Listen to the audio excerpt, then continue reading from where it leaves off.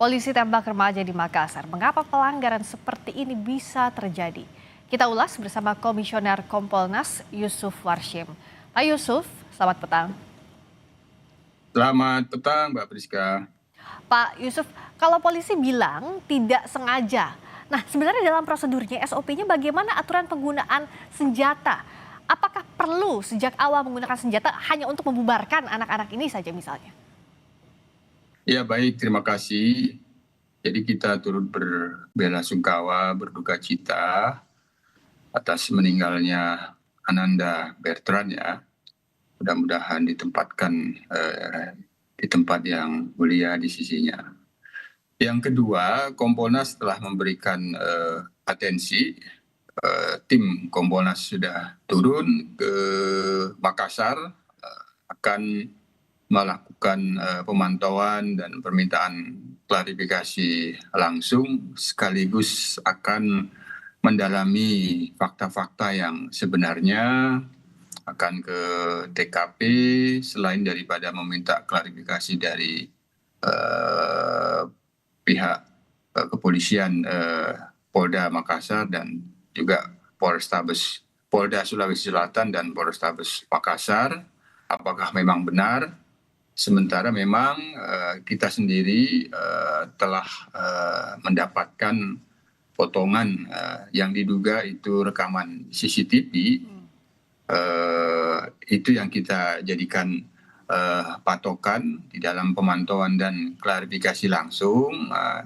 Jadi Mbak Priska, kami belum bisa menilai apakah ini ada pelanggaran SOP atau tidak, sementara fakta-fakta yang akan kita mintakan klarifikasi dan sekaligus dilakukan pendalaman itu yang akan menentukan sebenarnya ada peristiwa apa sampai diduga ada diduga penembakan ataupun disengaja ataupun tidak. Itu yang kedua, tentu penting fakta dari hasil visum ataupun adanya otopsi nantinya, apa yang sebenarnya fakta di dalam tubuh almarhum, apakah memang ada bekas luka senjata api. Tapi sejauh yang kita dapatkan sementara dari penjelasan dari pihak Polrestabes, tidak sengaja. Apakah memang benar tidak sengaja? Tapi sejauh ini kan sudah ada proses penyidikan. Nah, ada penyidikan yang itu sudah ditingkatkan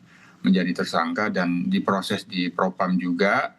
Nah, semuanya ini kita kumpulkan dan Kompolnas juga nanti akan melakukan pendalaman, bertemu kepada pihak keluarga korban, apa sesungguhnya yang dilihat dari pihak keluarga terhadap almarhum, itu sangat penting. Jadi intinya Mbak Priska, Kompolnas perlu mendapatkan klarifikasi fakta-fakta yang ada dan dilakukan pendalaman, baru di sana akan dilakukan penilaian apakah ini diduga pelanggaran SOP atau tidak ya.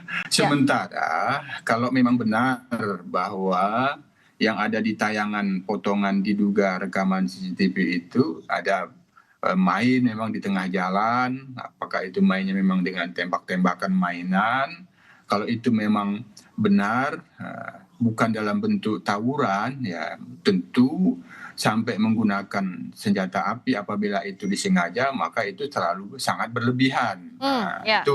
Itu sangat berlebihan apabila memang diduga sengaja. Nah, yang menjadi penting kan ini tidak sengaja. Bagaimana faktanya? Apakah senjata api itu di dalam genggamannya atau berada di sarungnya, tersentuh dan sebagainya? Ini fakta-fakta ini yang sangat penting. Nah, terakhir Mbak Priska, sejauh dalam pantauan Kompolnas sebenarnya penggunaan izin penggunaan senjata api sampai saat ini sebenarnya pengawasannya sudah sangat ketat, tidak mudah sebenarnya karena kami sudah cek ke lapangan. Maka mengapa ini di Polsek Panakukang bisa ada senjata api yang itu, bagaimana pengawasannya sebenarnya sebelum peristiwa ini, karena saya baru dari beberapa Polres, Polsek, cukup ketat pengawasannya sejak ada peristiwa beberapa waktu lalu Izin Oke. penggunaan senjata api bagi anggota itu sangat ketat. Ini mengapa ada? Ini Ya. menjadi sangat penting fakta terakhir. Ya.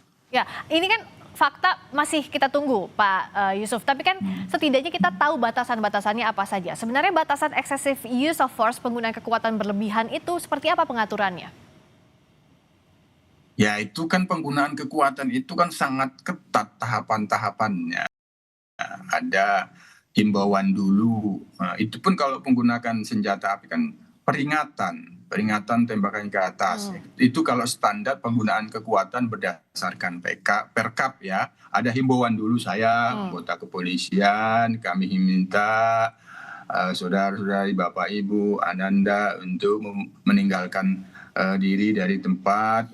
Apabila terlihat membawa sajam harus ditinggalkan. Itu himbauan-himbauan yang paling dikedepankan ya, pendekatan humanis dulu. Himbauan persuasif itu kan pendekatan humanis. Itu tahap yang paling pertama. Nah kalau kita lihat di potongan rekaman CCTV sementara memang tidak bersuara, ini yang perlu kita dalami dan ini tentu perlu kita mintakan nanti bagaimana laboratorium forensik terhadap rekaman CCTV tersebut.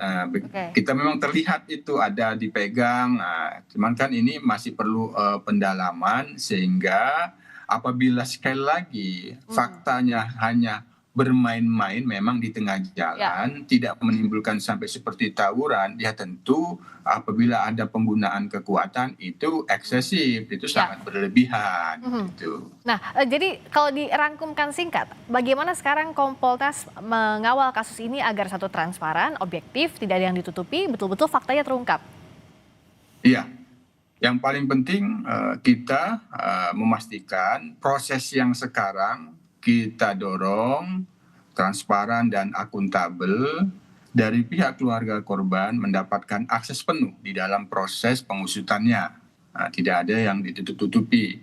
Baru kita dorong pihak Polrestabes Makassar menyampaikan perkembangan apapun informasinya ke publik karena ini sudah mendapatkan sorotan publik. Nah yang kedua, kita sendiri kan pada saat ini sedang di lapangan, sedang memantau langsung, sedang meminta klarifikasi langsung dan sekaligus melakukan pendalaman agar objektif apa sebenarnya faktanya baru kami berikan penilaian dan saran dan masukan. Tapi intinya untuk sementara Mbak Priska, proses yang sudah berjalan ini kita dorong transparan dan akuntabel. Kita akan tunggu pengungkapan faktanya, harus diawasi agar transparan, akuntabel. Yang bertanggung jawab harus mempertanggungjawabkan pertanggung jawab secara pidana karena ada nyawa yang hilang dalam kasus ini. Terima kasih Pak Yusuf Hashim. Ya betul, kita berikan rasa keadilan, itu yang kita pastikan. Terima kasih Pak Yusuf Hashim, Komisioner Kompolnas.